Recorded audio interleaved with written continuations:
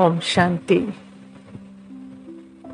अनेक प्रकार के व्रतों में से एक मुख्य व्रत है करवा चौथ। ये व्रत संसार में जहां तहां बड़े ही उल्लास से, श्रद्धा से और भावना से मनाया जाता है, जिसमें स्त्री अपने पति की लंबी आयु के लिए व्रत रखती है, नियम मर्यादाओं का पालन करती है, खान पान का त्याग करती है। लेकिन क्या ये व्रत सिर्फ पति के लिए होता है? और क्या ये सब करने से पुरुष की आयु लंबी और गृहस्थ में सुख समृद्धि आ जाती है? और जो नहीं करते ये व्रत, तो उनकी सुख समृद्धि चली जाती है? तो ये विचार करने योग्य प्रश्न है ना। इस त्योहार के पीछे का आध्यात्मिक रहस्य क्या है? क्योंकि इसको सिर्फ स्थूल बना दिया। आज उसको थोड़ा सा समझने का, इसकी सूक्ष्मता को समझने का, इसके राज को समझने का प्रयास करते हैं। तो शुरू से देखते हैं कि सत्युग त्रेता में क्या थी? सुख समृद्धि और पवित्रता का साम्राज्य था। क्योंकि आत्मा खुद क्या थी? जागृत थी। तो आत्मा है ही सुख, शांति, पवित्रता सदा, तो वैसा ही उसका साम्राज्य था। लेकिन द्वापर में वो खुद को क्या समझने लगी? शरीर समझने लगी, शरीर भान में आ गई। तो जैसे पांचों विकारों की बीमारी लगने लगी, मन में आने लगी, तो उसे लगा आत्मा को कि क्या मैं हो गई जैसे बीमार, अस्वस्थ हो गई। जिस प्रकार होता है ना, कोई भी शारीरिक बीमारी आ जाए तो राय सलाह देने वाले हजारों डॉक्टर पैदा हो जाते हैं। वैसे ही जब आत्मा खुद को शरीर समझने से अपनी शक्ति को कम समझने लगी, अर्थात देह भान में आ गई, तो अपने तन मन के स्वास्थ्य के लिए और सुख शांति की बढ़ोतरी के लिए उसने अनेक प्रकार के नियम व्रत किए, जिसकी उसको सलाह मिली कि ये करने से क्या हो जाएगा? शांति आ जाएगी, है ना, बीमारी ठीक हो जाएगी। तो वो उसको सलाह मिलने लगी। तभी ये सारे व्रत शुरू हुए, जिसमें से एक व्रत क्या है? करवा चौथ। अब करवा चौथ माना, करवा माना ज्ञान कलश और चौथ माना चौथा युग। अब ये करवा चौथ की बात कहां से आई? ये कल्प के चौथे युग में आई, जब भगवान आए, अर्थात कलयुग अंत में भगवान आकर ज्ञान का कलश आत्मा रूपी सजनियों पर रखते हैं। करवा माना ज्ञान कलश हो गया ना, और चौथ माना चौथे युग में। तो भगवान आकर चौथे युग में एक ज्ञान कलश सजनियों पर रखते हैं। यहाँ सजनी का प्रतीक क्या है? आत्मा है। क्योंकि आत्मा के लिए हमेशा क्या यूज होता है? फीमेल यूज होता है। जैसे कहते हैं ना बातचीत में भी, आत्मा आती है, आत्मा जाती है, आत्मा ही सब कुछ देखती सुनती है। ये कभी नहीं कहा जाता आत्मा आता है, आत्मा सुनता है ना। पुरुष हो या स्त्री, पुरुष शरीर में है या स्त्री शरीर में है, हर एक के लिए स्त्रीलिंगी यूज होता है। और परमात्मा के लिए हमेशा क्या कहते हैं? परमात्मा अवतरित होते हैं, परमात्मा पर काया प्रवेश करते हैं।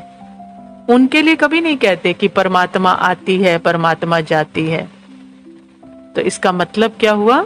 हर आत्मा, चाहे वो मेल शरीर चाहे वो फीमेल शरीर, सजनी है। और परमात्मा हर आत्मा का क्या है? साजन है। तो व्रत किसके लिए हो गया फिर, है ना। तो आगे और देखते हैं। अब जब परमात्मा आते हैं तो वो तो क्या है? गुण शक्तियों के क्या है? सागर है। लेकिन सारी आत्माएं अपने आप को क्या समझ बैठी? देह समझ बैठी। तो देह समझने से क्या समझ रही है? हम पतित हैं, निर्गुण हो चुके। तो परमात्मा उसे जागृत करके उसके ज्ञान गुण शक्तियों से उसको क्या करते हैं? फिर से श्रृंगारते हैं, 16 कला संपूर्ण बनाते हैं। उसी का यादगार क्या है कि महिलाएं आज क्या करती हैं, स्त्रियां क्या करती हैं? वो खाली स्त्रियों ने करना शुरू कर दिया, जबकि परमात्मा तो हर आत्मा को सजा रहा है। तो स्त्रियां क्या करती हैं? 16 श्रृंगार करती हैं। परमात्मा आकर हर आत्मा रूपी सजनी से विकारों का, अशुद्ध खान पान का, गलत प्रवृत्तियों का त्याग करवाते हैं, है ना, उसको उससे अलग करते हैं कि ये आत्मा तू देख तू क्या है, उसके गुणों को बताते हैं। तो जिसके यादगार में आज क्या किया जाता है, स्थूल में खान पान का त्याग कर अभी व्रत रखते हैं, उस दिन पवित्रता का भी अखंड व्रत रखवाते हैं। तो यहाँ भी आत्माएं एक दिन का दृढ़ व्रत रखती हैं, उसे खंडित नहीं करती ना। तो परमात्मा ने क्या कराया, पवित्रता का अखंड व्रत कराया, जिसको तोड़ना नहीं कभी भी। और यहाँ आत्माएं फिर क्या करती हैं, एक दिन का अखंड व्रत करती हैं, उसे कभी तोड़ती नहीं है। और कहानी में क्या दिखाते हैं कि एक बहन ने व्रत को जब खंडित कर दिया तो फिर 12 महीने उसने तपस्या की पति के लिए, और उसे फिर सुहाग मिल गया। तो यहाँ भी हमने सत्युग त्रेता में जो पवित्रता का व्रत निभाया, लेकिन जब द्वापर में ये व्रत टूटा तब हर आत्मा को क्या लगा कि वो अपने साजन से क्या हो गई, दूर हो गई। तो फिर उसने क्या किया, देवी देवताओं को, साधु महात्माओं, गुरुओं के पास, सभी के पास गई, लेकिन उसका सुहाग कोई लौटा नहीं पाया, अर्थात परमात्मा से मिलन हो नहीं पाया, क्योंकि शरीर समझकर मिलन करना चाहती है ना, और शरीरधारियों से पूछ रही है, तो मिलन कैसे होता। लेकिन सृष्टि चक्र घूमते घूमते पुनः ये पुरुषोत्तम संगम युग आता है, तब परमात्मा बताते हैं तो उसका मिलन होता है। मीन्स हे आत्मा, खुद को आत्मा समझ मुझे याद कर। तो जब उसको आत्मा समझकर याद करती है तो परमात्मा से मिलन होता है, क्योंकि शरीर का मिलन उससे नहीं हो सकता। तो उसका खोया हुआ राज्य, भाग्य, विनाशी सुख फिर से प्राप्त होता है ना। तो उसने भी तपस्या की। तो यहाँ तपस्या क्या है, अपने सत्य स्वरूप में जागृत होना, आत्मा समझ उसे याद करना, तो मिलन हो जाता है। तो यही तपस्या है सबसे पहली। उसके बाद फिर चांद को दिया जलाकर छलनी से देखते हैं। तो उसका क्या मतलब है कि पहले अपने सत्य स्वरूप को जागृत कर, देह समझकर देहों को मत देख, देह की दुनिया मत देख, पहले सत्य स्वरूप में जागृत कि तू है ही चेतन शक्ति, चेतन लाइट। फिर उस लाइट से, बुद्धि के नेत्र से, जो बुद्धि भगवान ने विवेक दिया है, उससे देख कि तू शरीर नहीं है और सामने वाले भी शरीर नहीं है, वो भी चेतन लाइट ही है।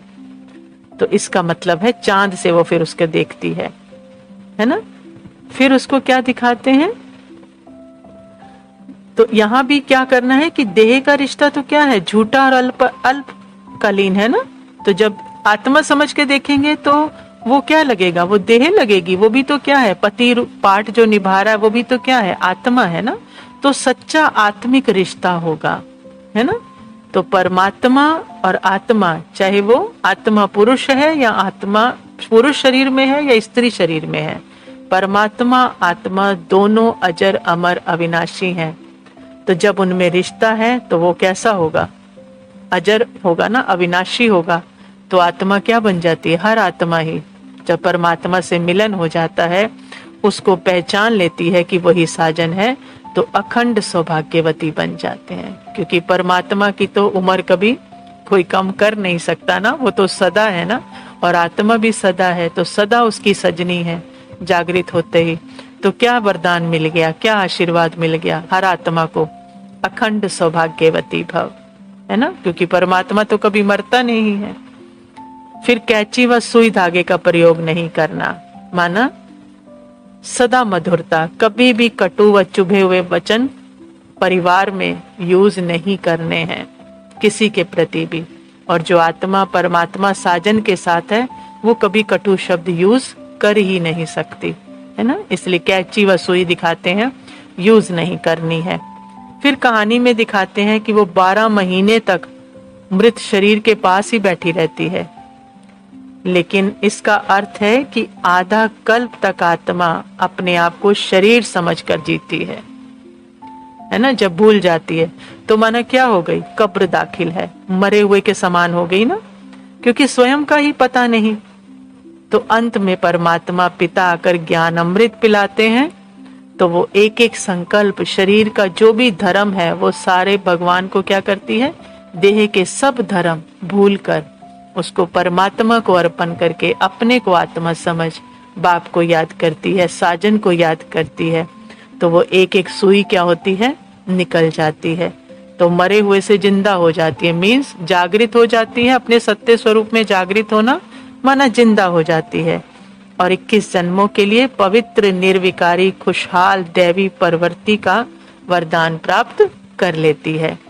तो सार में यही बात है कि ये व्रत केवल पत्नियों के लिए नहीं बल्कि सर्व आत्माओं के लिए है, क्योंकि सर्व आत्माओं का कल्याण करने वाला एक ही प्यारा साजन है, और वो है परमात्मा शिव, जो संगम युग पर आकर हर आत्मा रूपी सजनी पर ज्ञान का कलश रखते हैं, विकारों का त्याग कराते हैं, पवित्रता का व्रत कराते हैं, गुणों शक्तियों से 16 श्रृंगार करते हैं, ज्ञान अमृत का पान कराते हैं, जिससे 21 जन्मों के लिए गति सदगति हो जाती है।